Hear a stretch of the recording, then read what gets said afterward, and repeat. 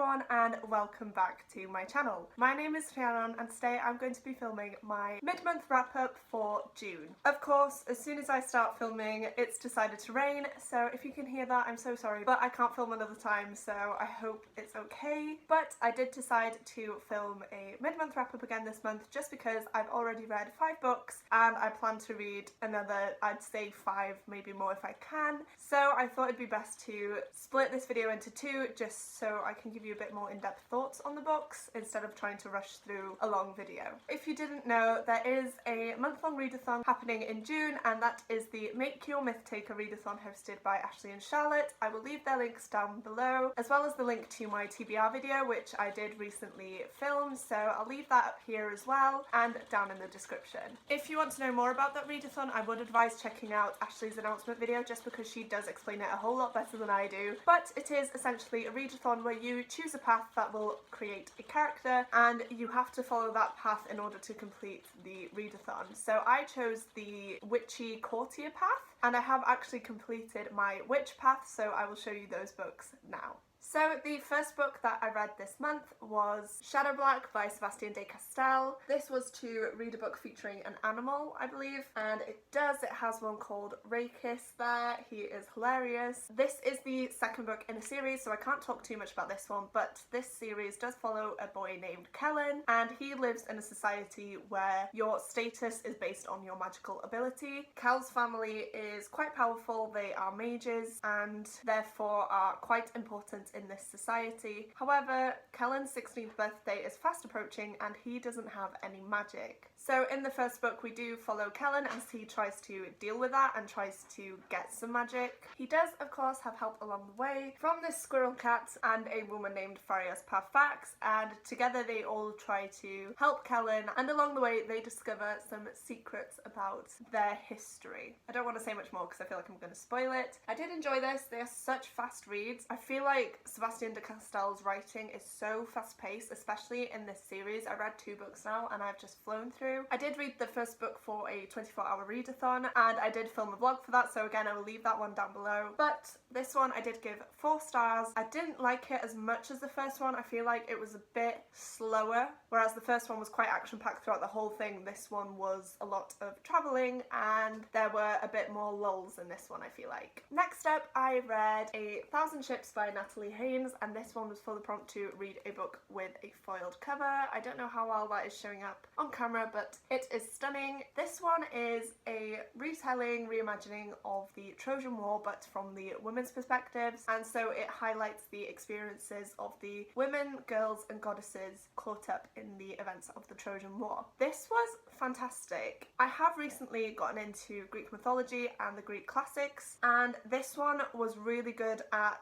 sharing the women's stories that I wouldn't have heard of otherwise, I don't think. I am familiar with some of the names in here, but other ones I haven't gotten to in the classics or Greek texts yet, so it was really interesting seeing all of their different perspectives. It is a book of short stories more or less, but some stories do carry over and follow one story arc, and some women and stories you only follow for a page, so it's very strange, but I really did enjoy this one. I feel like it's a must if you are into Greek mythology and Greek history. I feel like this was so powerful. It was very intense and dark, as you can imagine when dealing with a war that lasted 10 years, but it was so eye-opening and I feel like I'm gonna think about this for a long time, and I will definitely reread it in the future. So I did rate this one a 4.5 out of 5 stars. I don't know, I can't explain why, but it just did not hit the full 5 stars for me, but it was so interesting and I would highly recommend you picking this up. The next 2 books I am going to talk about together because they are in the same series, and those are A Gathering of Shadows and A Conjuring of Light by V.E. Schwab. So the next book that I read for this readathon was A Gathering of Shadows. This is the second book in the Shades of Magic series. If you've seen my TBR video, you'll know that I read A Dark Shade of Magic about 2 years ago and I never picked up the second one for some reason. I just kept putting it off, but I finally got around to it and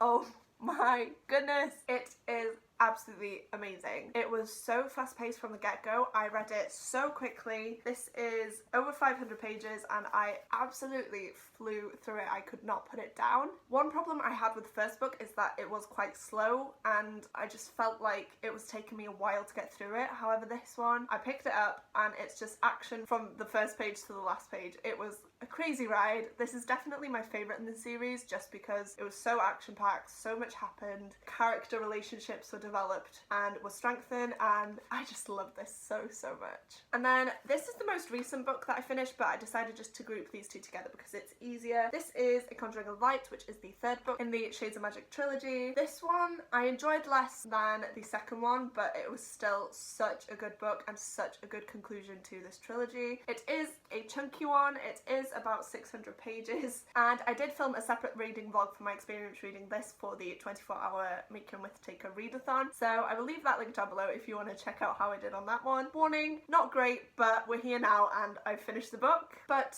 this was just as fast-paced as the second one. I really enjoyed it. I wasn't sure if I would because I felt like the threat was either going to be defeated or resolved in the first 200 to 300 pages and then we'd follow something else, or it would literally be following this threat until the very last page, and I really enjoyed how this book was set and how everything was wrapped up. I just haven't stopped thinking about it since I read it and I just feel like that is so powerful. The Shades of Magic series is about a boy named Kel, and he is actually an Antari, which means that he can travel between different parallel Londons. We have 4 Londons, which are Black London, where magic has taken over and it no longer exists, so it's completely shut off. No one can travel there, not even the Antari. We have Grey London, which is our London. It's very mundane and it doesn't have any magic. We have White London, which is kind of evil.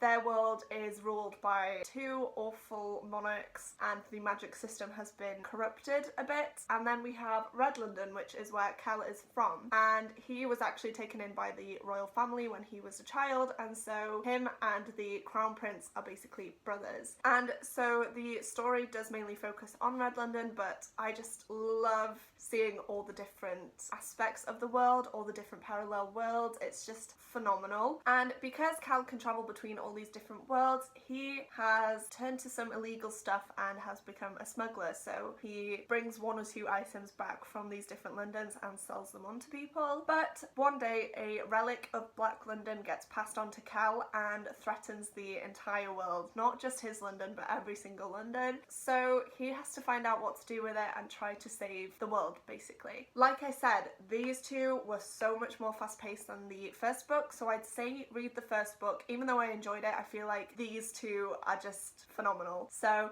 get through the first book and you'll be fine, and then you can move on to these. They are just absolutely amazing and I'm so glad that I finally read this series. I'm so annoyed at myself that I put it off for so long because I knew I was going to love it. I just think I was a bit scared because of the hype. So please pick it up, get through the first one, and you will have such a good time reading these. However, if you do read the second one, make sure you have the third one to read ASAP because there's a massive cliffhanger and you're going to want to read the third book straight away. If you can't tell, I did give both of these books 5 stars. I absolutely love them and I'm just so glad I read them this month. And then we're doing a complete 180 and I'm going to be showing you the lowest rated book possibly on my TBR, but definitely of the year, and that is The Bone Houses by Emily Lloyd-Jones. This was described as a horror novel, which I was so excited for because I don't tend to read a lot of horror and I thought it would be a good book to start with. Since it's YA, it won't be too much. However,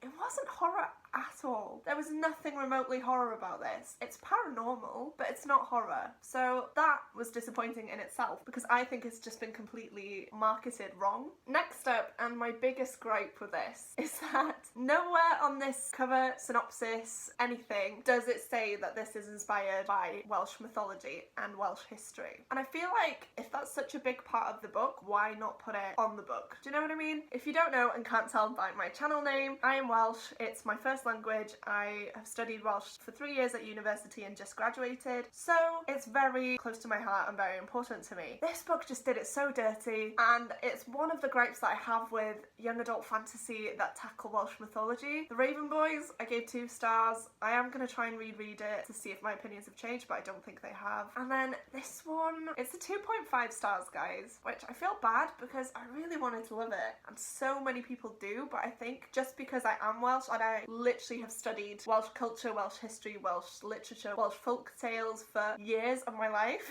reading a book like this where the author is American and I feel like doesn't have the knowledge that you need to write a compelling story featuring Welsh names and mythology, it doesn't work, and it makes me so angry. It does say that the author has gone to Conwy and has talked to someone about these myths and legends, but I just feel like it really wasn't needed in this book. I just have a lot of gripes with it. I took a lot of notes, but I don't want to go in depth. I might do like a rant review, I'm not sure. But a few examples are the names.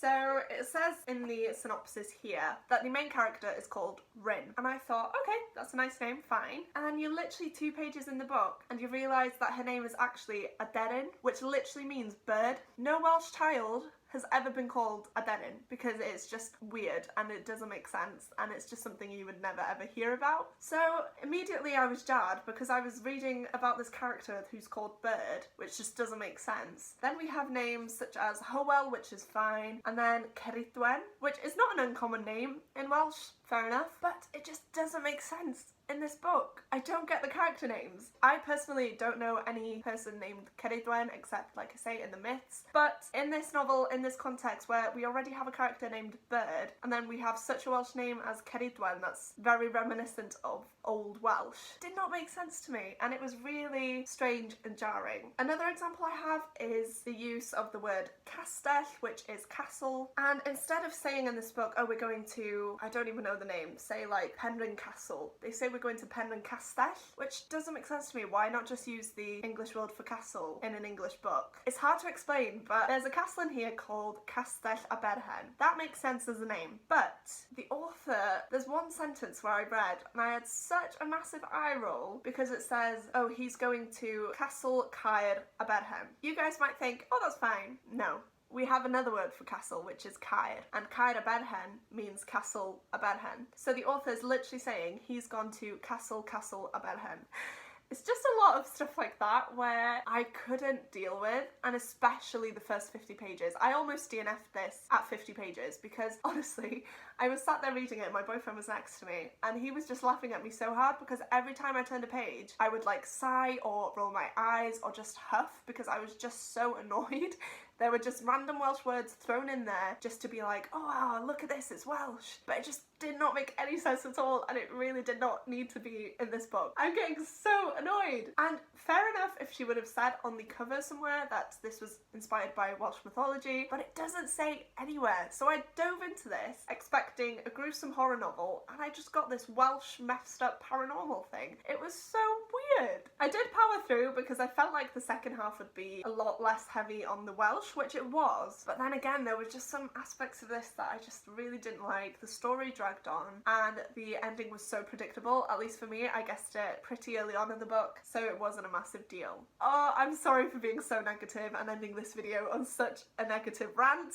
It just makes me so angry. I feel like a novel like this should be written by a Welsh person, or at least someone who's done enough research where they can actually understand what's going on. I love Welsh mythology. I really want people to read the stories and get familiar with the fables and everything because they are brilliant, but I feel like you're never going to do it justice and you're never going to do it well enough if you don't know about these things as in-depth as you could. I've studied this for 3 years and I still don't feel like I could write a book about Welsh mythology because it's just so expensive, it's crazy, and it's so complex. So this book really, really annoyed me.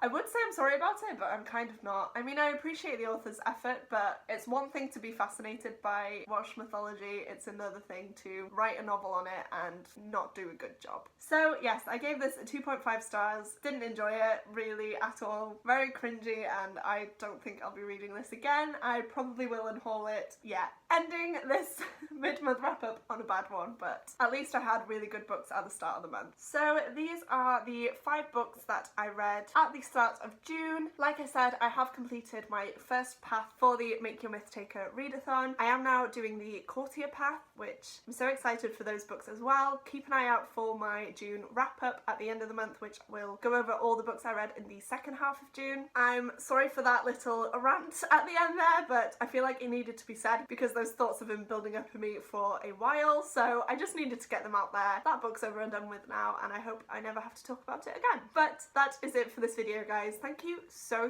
much for watching. It truly does mean the world to me. Don't forget to click the like button if you liked it, and the subscribe button if you want to see more content from me. Again, thank you guys so much for watching, and I will see you soon in my next video. Goodbye!